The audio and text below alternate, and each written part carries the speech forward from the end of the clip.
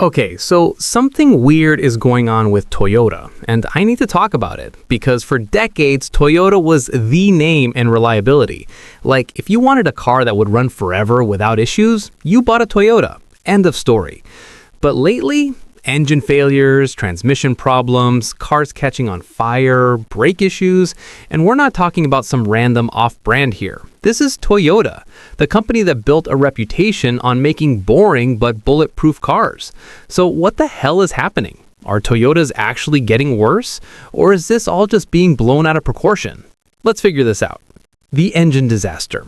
Let me start with probably the biggest mess, the Tundra engine situation.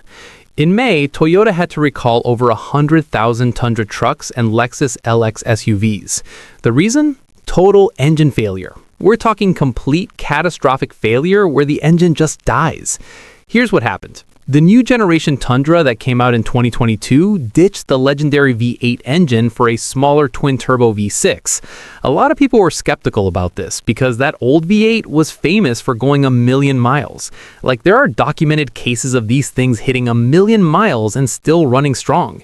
But Toyota said, trust us, we know what we're doing. They even brought back a million-mile 2007 Tundra, tore down the engine, and claimed the applied wood worked to the new V6.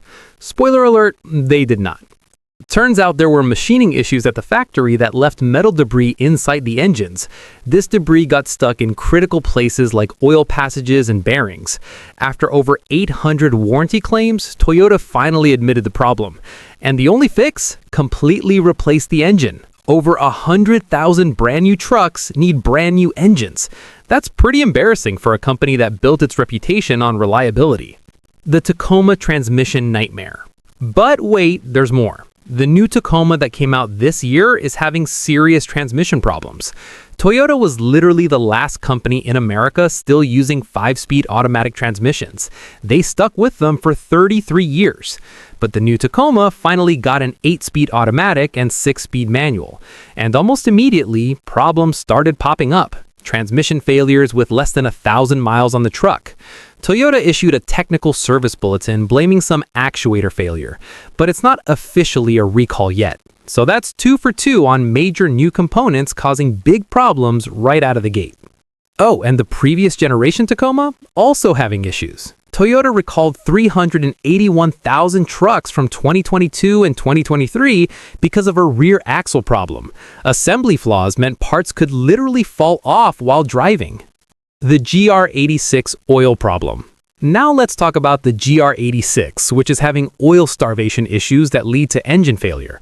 The problem seems to be another assembly error. The factory is apparently over-applying this liquid gasket that seals the oil pan to the engine block.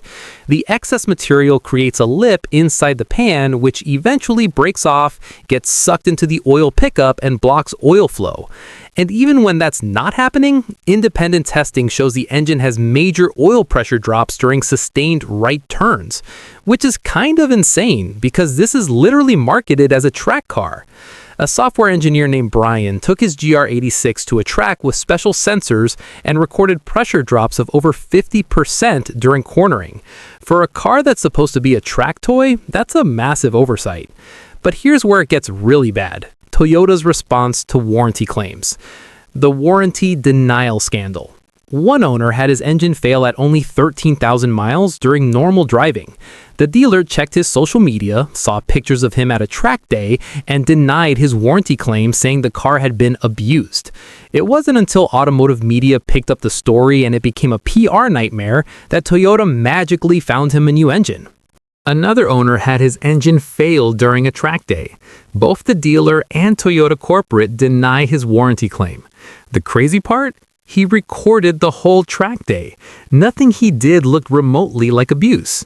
Plus, Toyota literally offers a free track day with the purchase of a new GR86. Again, media pressure eventually forced Toyota to replace his engine, but the fact that you need to create a media storm just to get warranty coverage on a car with a known defect, that's ridiculous. The GR Corolla fires. And if you thought that was bad, some GR Corollas have been catching on fire, like fully engulfed in flames. One owner was driving down the highway, heard a weird noise, saw smoke, and barely got out before the whole car went up. When his insurance didn't cover the full value, he filed a claim with Toyota. Toyota denied it, claiming he had abused the car by driving over 85 miles per hour at some point. Apparently, the owner's manual says you can't exceed 85 miles per hour unless you have high-speed capability tires, which is basically any tire made in the last 50 years. Toyota even pulled data from the car's computer showing he'd hit 114 miles per hour during his ownership. His response? Yeah, maybe, but tires don't cause engine fires. Another GR Corolla owner had his car catch fire with less than 10,000 miles on it. Started getting electrical malfunction warnings through the app, then the dash went crazy, then loss of power, then fire. The car completely burned down. Toyota denied his claim too, saying the fire was so extensive they couldn't determine the cause. Now, to be fair, the GR Corolla only sold about 5,000 units last year, so 2 fires is a small sample size, but it's still concerning, and Toyota's response has been to basically ignore it. Even the regular cars are having issues. So performance cars and trucks are having problems. What about regular Toyotas? About a month ago, Toyota recalled 42,000 Corolla Cross hybrids for a brake issue. The traction control programming was messed up, which could cause the brakes to fail in corners. The pedal would go hard, and braking performance would drop significantly. Thankfully, no accidents were reported, and it's just a software fix. But it's another problem on a growing list. So, what's actually going on? Here's the thing. When you look at total recall numbers, Toyota actually doesn't look that bad compared to other manufacturers. They've had over 80 separate recalls recently, but so has literally everyone else. In fact, Toyota still ranks near the top in reliability studies. So why does it feel like Toyota is falling apart? I think there are a few reasons. First, Toyota is huge. They're the largest automaker in the world, and they sell more cars in America than almost anyone. When they have problems, it affects a lot of people and gets a lot of attention.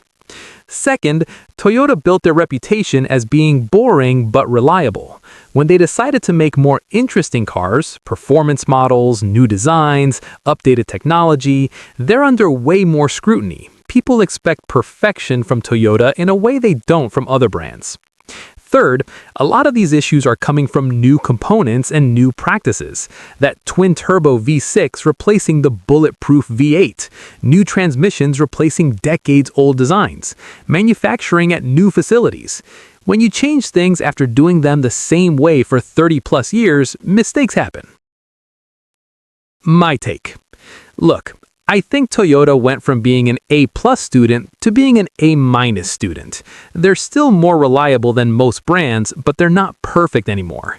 And honestly, I'm kind of okay with that trade-off, because the price we're paying for that slight dip in reliability is getting cool cars like the GR Corolla, the GR86, a Tundra that's actually competitive with American trucks, and a Tacoma with a manual transmission.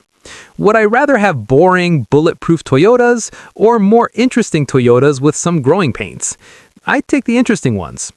But where Toyota is really screwing up is how they're handling these problems, denying obvious warranty claims, staying silent when patterns emerge, blaming customers for using their cars as intended. That's not okay. If they just owned up to issues, communicated better, and took care of customers without making them fight for it, most people would be way more forgiving. The bottom line, so are Toyotas still reliable? Yeah, mostly. More reliable than most other brands? Probably. As reliable as they used to be? No. But the bigger issue isn't the problems themselves, it's how Toyota's handling them. The warranty denial stuff, the silence on obvious patterns, the victim blaming when cars catch fire. That's what's really damaging their reputation. Toyota needs to remember why people trusted them in the first place. It wasn't just because the cars were reliable. It was because when something did go wrong, Toyota took care of it. That's what they're losing right now. What do you think? But that's just my take. What about you guys? Would you still buy a Toyota knowing about these issues? Do you think they're handling this well or terribly? And would you trade some reliability for more interesting cars? Or should Toyota stick to what they're good at? Drop your thoughts in the comments. And if you own one of these problem Toyotas, let me know your experience, especially if you've dealt with warranty claims. If you found this interesting, hit that like button and subscribe, because I'm going to keep covering what's really happening with major car brands, not just what the commercials tell you. Thanks for watching, and I'll catch you in the next one.